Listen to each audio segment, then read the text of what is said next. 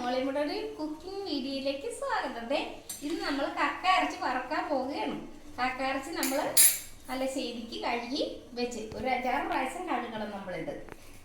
പിന്നെ ഇതിന് ആവശ്യമായ സവാള, ഇഞ്ചി, വെളുത്തുള്ളി, കറിവേപ്പില, പച്ചമുളക്. പിന്നെ ഇതിന് കൂടുതൽ ഇമ്പോർട്ടൻ്റ് എന്ന് പറയുമ്പോൾ ഞാൻ പെരിഞ്ജീരകം പൊടിച്ച് വെച്ചിട്ടുണ്ട്. പെരിഞ്ജീരകം, കുരുമുളക് പൊടി, പിന്നെ മുളക്. അപ്പം നമുക്ക് തുടങ്ങാം. എണ്ണ ഒഴിച്ചിട്ടുണ്ട്. എണ്ണ നമ്മൾ ആവശ്യത്തിന് എണ്ണ നിങ്ങളുടെ ഇഷ്ടത്തിനനുസരിച്ചൊക്കെ എണ്ണ എടുക്കാം. ആദ്യമേ സവാള നമുക്കൊന്ന് വഴറ്റാം.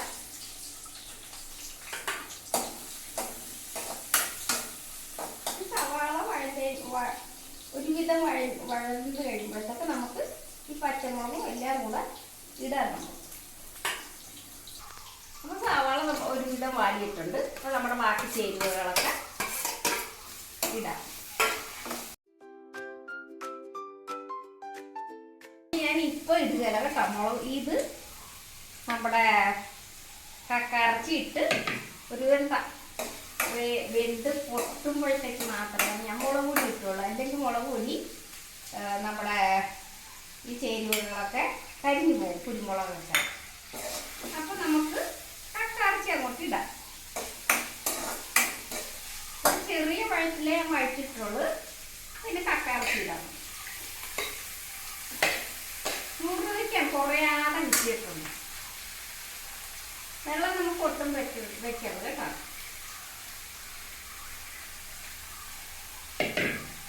അപ്പൊ ഇതിന്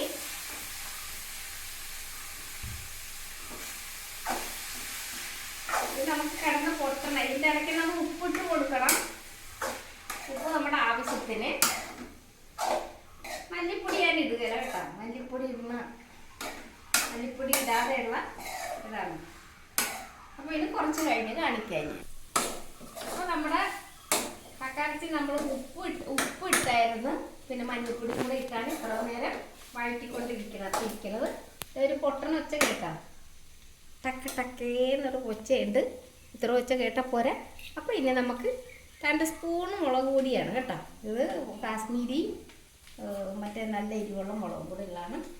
ഈ പൊട്ടുമ്പോഴത്തേക്കാണ് കക്കയിറച്ചി വെന്തതായിട്ടൊക്കെ നമ്മുടെ ഇവിടെ ഇപ്പോഴും വെന്തിട്ടുണ്ട്. അന്നേരം അതിൻ്റെ ഒരു രീതി ആ കക്കയിറച്ചി പൊട്ടുമ്പോഴുള്ളതാണ്. ഞാനിപ്പോൾ മുളക് പൊടി ഇതിൻ്റെ ഇപ്പം നിങ്ങളുടെ ആവശ്യത്തിന് ഇടാം. ഇപ്പം ഞാൻ കുറച്ചിട്ട കാര്യം.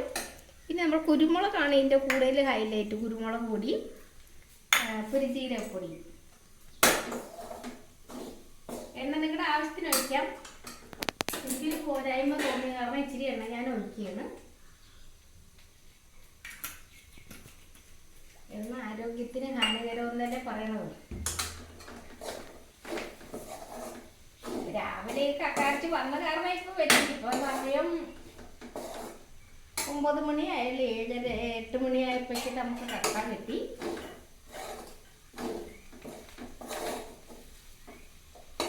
കുരുമുളക് പൊടി ലാസ്റ്റ് ഇതുപോലെ ഞാൻ കേട്ടോ. എന്തായാലും അതിൻ്റെ അല്ലെങ്കിൽ ആ ടേസ്റ്റ് നമുക്ക് പോവാം. അത് നമ്മൾ ആ സമയത്ത് ലാസ്റ്റ് ആവുക ഇടുമ്പോഴത്തേക്ക് നല്ലൊരു ആ സ്മെല്ലും അതിൻ്റെ ടേസ്റ്റും കൂടെ കിട്ടും.